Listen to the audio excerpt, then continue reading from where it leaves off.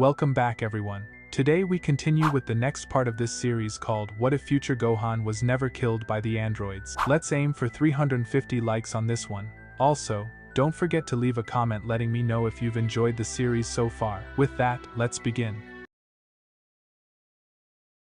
So, this is it, Gohan whispered under his breath. He stood before the immense doors, feeling a mix of excitement and terror. His eyes dropped to Trunks, whose eyes were wide with the same mix of emotions. The sheer size of the entrance was daunting, and both felt the weight of the moment. "All right, are you ready?" Gohan asked, trying to keep his voice steady. Trunks nodded, determination clear on his young face. They both turned and walked back to the cave's entrance. Gohan stopped and instructed Trunks to find a good hiding spot near the base of the mountain that still kept the cave's mouth in view. Trunks was to flash his key when he found it. After a few tense minutes, Gohan felt Trunks' signal. He took a deep breath, raised his open hand towards the cave's interior, and aimed at the double doors. He charged a weak Masenko and fired. The sound of the doors crashing to the ground echoed for a second. Gohan immediately bolted towards the signal, where Trunks was waiting next to several broken pine trees. The fallen trees had created a sort of tent against a large rock hill, an improvised hiding spot Trunks had made himself. Landing beside Trunks, Gohan scolded him lightly. "I said find a naturally placed hiding spot, not make one so obvious." Trunks defended himself. There weren't any good spots. They settled under the fallen pines and waited. 15 minutes passed with no movement from the cave. Gohan's frustration grew.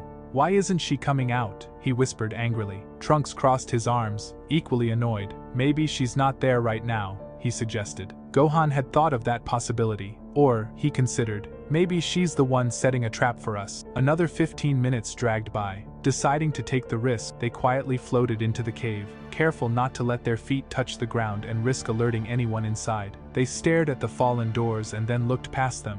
A dusty, abandoned lab lay before them, crumpled and dirty pages scattered across the metal floor. There was a decomposed body, missing its head. Attached to the left wall were several large, human-sized capsules, their contents obscured by dust and grime. At the room's far end was a huge computer that would have impressed even Bulma. However, the dust covering its screen showed it hadn't been used in a long time. Dim flickering lights provided just enough illumination for Gohan to make out a large steel table, similar to the one they had used to transport 17's body back to Bulma's residence. Standing next to the table was a giant of a man, wearing a tight black spandex suit under strange neon green armor that covered his upper body. His long, serious face was topped with odd orange hair styled in a wide wavy mohawk. Gohan took several steps back, dropping into his fighting stance and flaring his golden aura. This had to be another android, a new one with unknown power and abilities. "Trunks, get ready to run if I give the word," he said in a low voice. "Got it, Gohan," Trunks replied, powering up as well. Both fighters were so focused on the new android that they missed the chair in front of the table spinning around. Sitting in the chair, with her legs crossed, was Android 18. Her head rested casually on her hand as she stared at them with cold, unfeeling eyes. 1 month earlier. "Listen and listen closely. I will kill you, Gohan. That is a promise. I will seek revenge upon you for the death of my brother. You will die, Gohan, and no matter what, it will be by my hand." With that, 18 blasted off into the sky.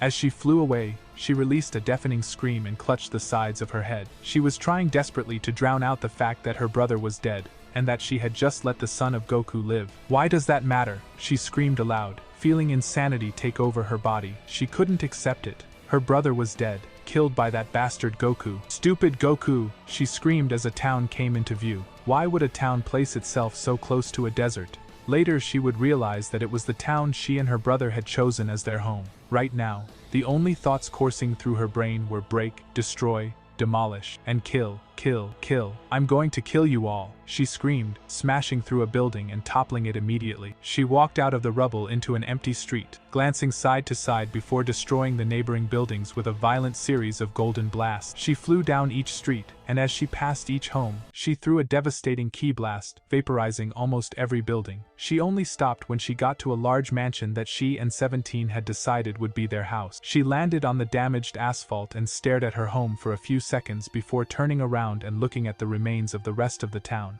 Her town. Her brother's town. "Fuck!" she screamed, kneeling down and holding the sides of her head. Her eyes were wide with anger before she snapped them closed and roared with rage. She screamed and shouted until eventually her lungs could no longer handle her fury, and she collapsed. Several hours later, 18 slowly opened her eyes, blinking against the harsh light. Her system had shut down from the overwhelming stress she had put on her body. Shakily, she took a deep breath and tried to rise to her feet, but immediately fell back to the ground. She murmured, "Fuck," and curled up into a ball, pressing her knees to her chest. Losing her brother meant losing everything. He had been the only person in the world who had ever cared for her, the only person she truly cared about. In a way, he had been her identity. The only thing she had ever known about herself when she awoke in the lab was that she had a twin brother, 17. "We should have killed Blondie when he was younger," she whispered, staring at the street. "We shouldn't have toyed with him for so long." She remembered the conversation perfectly, as if it had happened yesterday. 5 years earlier, Gohan lay crumpled face down in a street crater,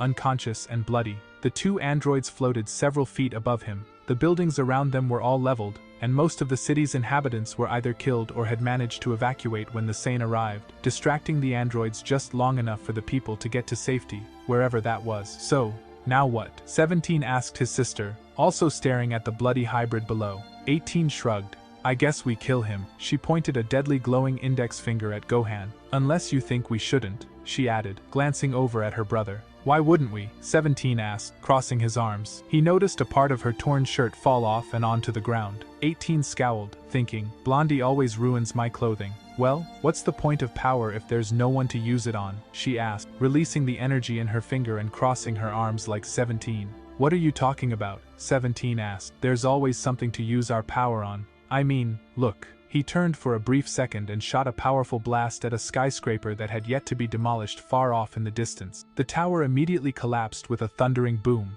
As the building fell, 17 swore he could hear screams coming from inside. Oh, he thought, there were still some people in that building. Bonus. 17 turned back to his sister and said, "See?" 18 nodded. "Yeah, I see your point. But destroying buildings and killing people is really easy." She looked down at Gohan, uncrossing her arms. She pointed her index finger back at the sand and shot a quick beam into Gohan's back. He immediately screamed out in pain before collapsing back on the ground, his breaths becoming even more labored. "He's really the only guy who's actually hard to beat. I mean, who else ever fought against us for more than a minute? Excluding the military. That only took so long because of all the tanks they brought." She rolled her eyes and shook her head at the memory. 17 nodded, reminiscing. "Yeah, I remember thinking we'd never blow up all those damn tanks. They didn't hurt, but they sure messed up my cowboy outfit. That really ticked me off," he said with a growl. "So, what do you want to do?" 18 asked again. 17 looked down at Gohan, staring for a few seconds. "I guess if you want, we could leave him.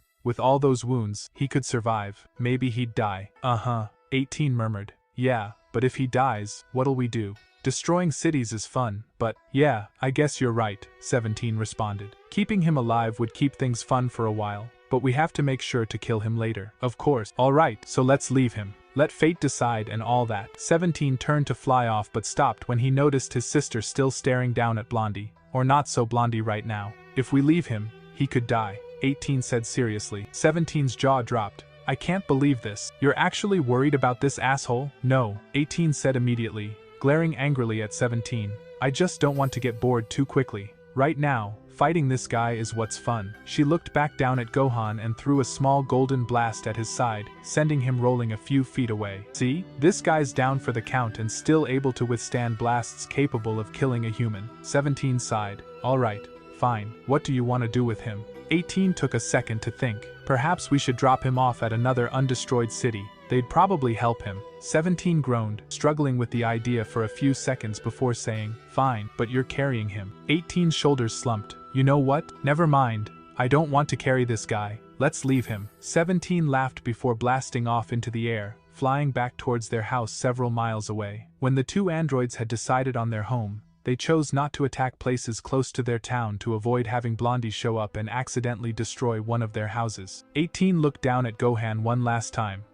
I wonder what your name is." Blondie was a great nickname, but not knowing this guy's name somewhat got on her nerves. Funny how, had she known his name then, she would have killed him in an instant. The day after 17's death, after several hours of aimlessly wandering around her destroyed town, remembering all the times she could have ended that fool Gohan, 18 finally decided to head back to her home. It was one of the few buildings left standing after her fit of rage. "This is going to hurt," 18 thought to herself as she began her slow flight back to her mansion. There was only one owner now. She knew that the moment she stepped through that door, she would break down in tears. She imagined seeing one of 17's dumb skateboards, the ones he rode only once before getting bored, and tossing them aside near the entrance. Or maybe she would close her eyes as she passed them so she wouldn't have to see that stupid cowboy hat he always left on the edge of the stairway leading to their separate rooms. No, she wouldn't let that come into her sight. She could float up above the stairs with her eyes closed. She had walked up them enough times to know where they were. Problem solved. Wait, that still leaves. She remembered the sign 17 had stapled onto the outside of her room as a joke, right in the middle of the door. It read, "Crazy hormonal bitch inside." In revenge, 18 had carved small pricked, arrogant asshole inside on his door. After their little spat, they both thought the signs were funny and left them up. It'll be tough finding my door with my eyes closed, she thought as she finally reached the large fenced-in green lawn that provided a nice gravel path leading up to the front door. She landed and started her slow walk to the door, thinking, I could blast the door off, then I wouldn't have to see that sign. 18 reached the door and stared at it for a few seconds before slowly wrapping her fingers around the knob and turning it. Suddenly, she froze. Wait a second. She realized there was a large window she had always stared out of when she was bored in her room. She released the doorknob and floated up to the side of the house where the window was located. Quickly opening it, she sighed in relief and entered her room. A faint smile appeared on her face as she looked over at her hardly used, brightly colored bed. Since she had unlimited power and stamina, she didn't actually need to sleep. She remembered when she had shown her room off to her brother. He'd scoffed at the bed, saying it was pointless. Pointless maybe. But sometimes, whenever she wanted to escape from everything, she would climb under the covers and sleep for a few days. It would always be her brother who woke her up from her hibernation. To be honest, she didn't know if she could even wake up by herself. Maybe if she fell asleep now, she would never wake up. I think I'd like that, 18 thought as she slowly got into the bed and pulled the soft covers over her head before closing her eyes. 20 days later, 18 awoke gasping, thrashing at the blankets atop her, trying desperately to get them off. Finally, she managed to throw them to the floor and jumped off the bed, standing up. Immediately, a wave of dizziness hit her, and she fell to the ground on her hands and knees. With a raspy voice, she croaked, "Woo, water," and began to crawl towards her closed bedroom door. She used the doorknob to pull herself to her feet before opening it outward and wobbling, as if drunk, into the hallway. Using the walls for support, she slowly made her way to the bathroom, gasping the entire way. When she finally reached it, she nearly smashed the door down as she opened it with a powerful kick. She plunged her face under the stream of water the moment she turned on the sink. After several minutes of swallowing gulp after gulp of water, she finally turned off the sink and,